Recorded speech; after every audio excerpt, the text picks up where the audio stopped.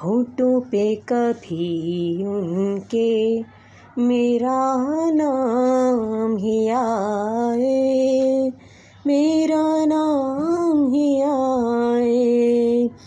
आए तो सही, आए तो सही, बरसरे इल्ज़ाम ही आए। होठों पे कभी उनके मेरा नाम ही आए, मेरा नाम ही आए। अरे अरे अरे, आप ये नहीं समझे कि आपने गलती से गलत वीडियो लगा दी, गाना लगा दिया। नहीं, ऐसा नहीं है। तो चलिए वीडियो स्टार्ट करते हैं। अस्सलामुअलैकुम, कैसे हैं आप सब? उम्मीद है कि आप सब खैरियत से होंगे और आपकी खैरियत नेक मतलूब चाहती हूँ। अभी जो आपने ये नगमा सुना, ये है अदा जाफ़री का। तो चलिए आइए हम स्टार्ट करते हैं अपना सबक। आज हम उनकी शायरी के बारे में पढ़ेंगे। सबसे पहले उनका शेर है, होठों पर कभी उनके मेरा नाम ही आए, होठों पे कभी उनके मेरा नाम ही आए। आए तो सही, बरसरे इल्ज़ाम ही आए।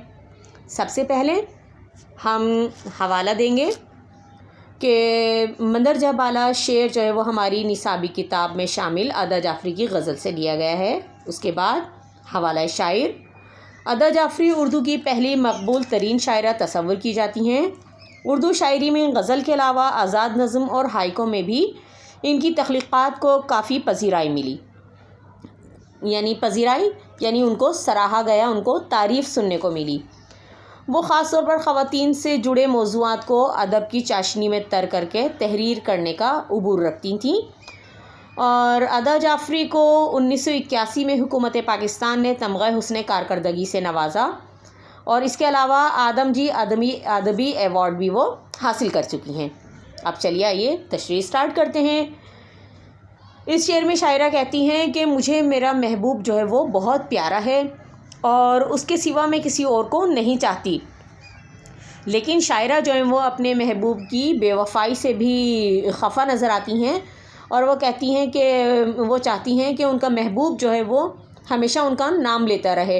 वो कह रही हैं कि अगर वो प्यार से मेरा नाम नहीं ले सकता तो कम से कम कोई इल्ज़ाम ही लगाकर मेरा नाम ले, लेकिन मैं चाहती हूँ कि उसके होठों से मेरा नाम जो है वो अदा होता रहे और वो मुझे हमेशा याद रखें। और इस शेर में जो है उनकी बेबसी और उनका कर्ब झलकता है कि वो अपने महबूब से कितने दर्जे की, बेइंतहा दर्जे की मोहब्बत करती हैं और वो चाहती हैं कि बस मेरा महबूब जो है वो हर वक्त मेरा ही नाम लेता रहे। शेर नंबर 2 है राहें लब बस्ता हैं, दिलगीर हैं गुंचे, है राहें लब बस्ता हैं, दिलगीर हैं गुंचे, खुशबू की ज़बानी, खुशबू की ज़बानी, तेरा पैगाम ही आए। होठों पे कभी उनके मेरा नाम ही आए, मेरा नाम ही आए। इस शेर में भी हम यही करेंगे कि सबसे पहले शायरा का हवाला देंगे या शायर का हवाला देंगे, उसके बाद हम जो है वो तशरीह शुरू करेंगे। अदा जाफ़री इस शेर में कहती हैं कि मेरे महबूब का कोई पैगाम नहीं आया और हर कोई हैरान है कि प्यार का जवाब प्यार से क्यों नहीं दिया जा रहा। फूलों को और कलियों को तो जैसे चुप ही लग गई है और वो भी मेरे गम में बहुत ज़्यादा हैरान और परेशान हैं और मेरे लिए गमज़दा हैं। वो अपने महबूब से कहती हैं कि अगर किसी और ज़रिए से तुम पैगाम नहीं भेज सकते तो खुशबू के ज़रिए ही पैगाम भेज दो, यानी खुशबू को भी पैगाम का एक ज़रिया कहा जाता है। तो वो कह रही हैं कि फूलों की ये मासूम सी कलियां जो हैं वो तुम्हारा पैगाम मुझ तक पहुंचा देंगी। शेर नंबर 3 है, क्या राह बदलने का गिला हम सफ़रों से, क्या राह बदलने का गिला हम सफ़रों से, जिस राह से चले तेरे दरो बाम ही आए। इसमें भी हम यही करेंगे कि पहले शेर का हवाला देंगे, उसके बाद शायरा का हवाला देंगे और फिर हम तशरीह शुरू करेंगे।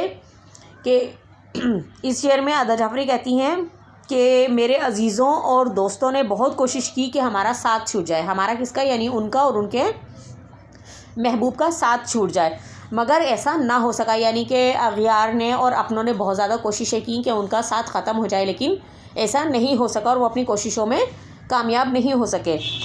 और वो कह रही हैं कि मेरे महबूब, मैं तुम्हें भूल नहीं सकी और मेरे हमसफ़र, मेरे साथियों ने बहुत ज़्यादा ज़ोर दिया, बहुत सर मारा, लेकिन वो चाहते थे कि मेरा और तुम्हारा जो है वो रास्ता बदल जाए, हमारी मंजिलें बदल जाएं, लेकिन मेरी मंजिल तो तुम ही थे।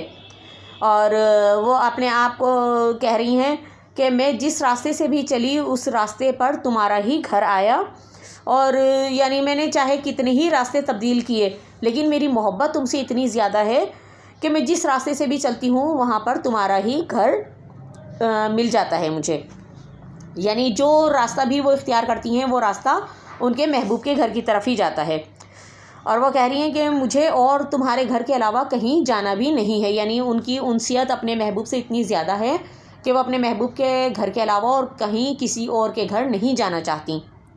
शेर नंबर 4 है, थक हार के बैठे हैं सरे कुए तमन्ना। थक हार के बैठे हैं सिरे कुए तमन्ना, काम आए तो फिर जज्बे नाकाम ही आए। इसमें भी हम यही करेंगे कि पहले शेर का हवाला देंगे और फिर शायर या शायरा का हवाला देंगे और फिर हम तशरीह स्टार्ट करेंगे।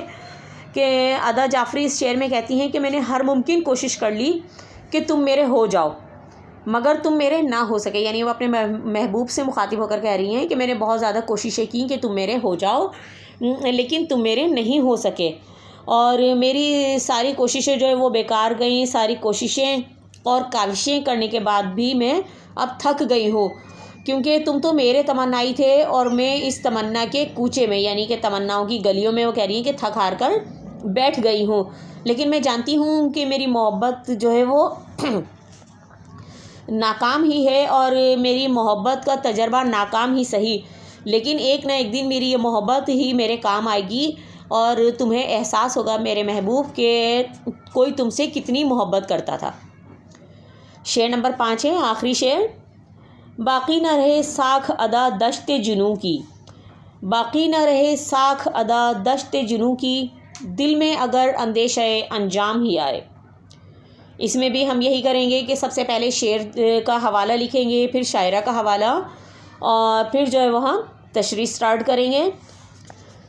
अदा जाफ़री इस शेर में कहती हैं कि इश्क ख़ुद को फ़ना कर लेने का नाम है, और सच्चे आशिक़ का जो है वो अंजाम यही होता है।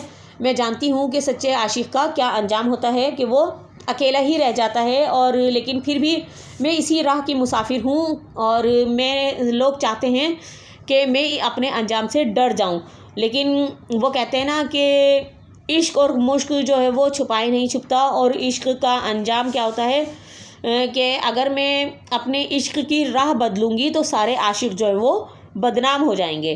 तो वो कह रही हैं कि मैं नहीं चाहती कि मेरी मोहब्बत की वजह से सारे आशिक़ जो है वो बदनाम हो, और वो कह रही हैं कि मैं अपने जो उशाक़ हैं, यानी उनसे पहले जो उशाक़ गुज़रे हैं, यानी आशिक़ की जमा है उशाक़, तो वो कह रही हैं कि उशाक़ की वफ़ा और इश्क जुनून का भरम और उनकी साख जो है वो कायम रह जाए, और मुझसे पहले जो आशिक़ गुज़रे हैं उन्होंने भी क्या करा था कि अपने इश्क की खातिर वो डटे रहे और साबित कदम रहे, और चाहे उनको अपनी वफ़ा की राह में कितनी ही मुश्किलात और परेशानियों का सामना करना पड़ा, लेकिन वो अपनी इश्क की राह पर चलते रहे, उससे पलटे नहीं। तो वो कह रही हैं कि मैं भी, यानी मुझे पता है कि मेरी मोहब्बत जो है वो नाकाम है, एक तरफ़ा है, लेकिन फिर भी मैं अपने इश्क में इतनी आगे निकल गई हूँ कि वहाँ से वापसी की राह मुमकिन नहीं है। और वो कह रही हैं कि मैं अंजाम के खौफ की परवाह किए बगैर अपने इसी रास्ते पर चलती रहूँगी। उम्मीद है कि आज की वीडियो आपको पसंद आई होगी। पसंद आने की सूरत में लाइक करें, अपने दोस्तों में ज़्यादा से ज़्यादा शेयर करें, कमेंट्स करें, और मेरे चैनल को सब्सक्राइब करें। चलते चलते एक छोटी सी अच्छी बात कि अल्लाह ताला जो है वो हमें दूसरों के लिए आसानियाँ पैदा करने वाला बनाए, और यानी हम किसी के लिए कोई ज़्यादा अच्छा काम नहीं कर सकते, लेकिन फिर भी हम कोशिश तो कर सकते हैं कि हम उसके रास्ते की मुश्किलात और परेशानियों को दूर कर सकें। चलती हूँ, दुआओं में याद रखिएगा, अपना और अपने प्यारों का ढेर सारा ख्याल रखिएगा। मिलते हैं फिर किसी नई नेक्स्ट वीडियो में। तब तक के लिए मेरी तरफ से अल्लाह हाफिज़।